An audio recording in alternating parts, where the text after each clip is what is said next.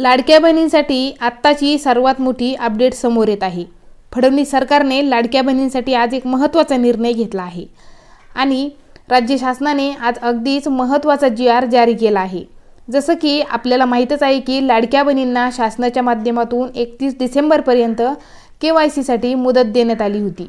यानुसार लाडकी बहीण योजनेच्या लाखो लाभार्थ्यांनी KYCची प्रक्रिया पूर्ण केली, पण काही लाभार्थ्यांकडून KYC करताना काही चुकीची माहिती भरण्यात आली। नजरचुकीने लाभार्थ्यांकडून KYC दरम्यान मोठी चूक घडली। यामुळे लाभार्थ्यांना पात्र असताना देखील योजनेपासून वंचित राहावे लागत आहे।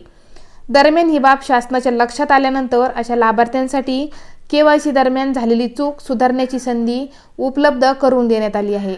आता KYC दरम्यान झालेली चूक सुधारण्यासाठी शासनाकडून मुदतवाढ मिळाली आहे। खरं तर या प्रक्रियेला मुदतवाढ मिळावी यामुळे लाभार्थ्यांच्या माध्यमातून सातत्याने पाठपुरावा केला होता। अखेर आता लाडक्या बहिणींचा पाठपुरावा यशस्वी झाला आहे। सरकारने आज KYCला मुदतवाढ देण्याचा एक महत्त्वाचा निर्णय घेतला असून याचा जी.आर. नुकताच जारी केला आहे।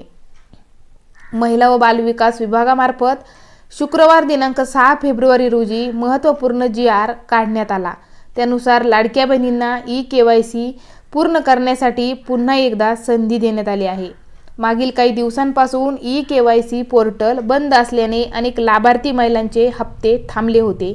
यामुळे महिलांमध्ये मोठी नाराजी होती। मात्र आता शासनाने पोर्टल पुन्हा सुरू केलं, त्यामुळे महिलांना मोठा दिलासा मिळाला आहे। सुधारित आदेशानुसार लाभार्थी महिलांना 31 मार्च 2026 पर्यंत KYC पूर्ण करता येणार आहे। ज्या महिलांनी 31 डिसेंबर 2025 पूर्वी KYC पूर्ण केली, मात्र प्रक्रिया करताना नजरचुकीने चुकीचा पर्याय निवडला, अशा महिलांसाठी ही अतिरिक्त संधी देण्यात आली आहे।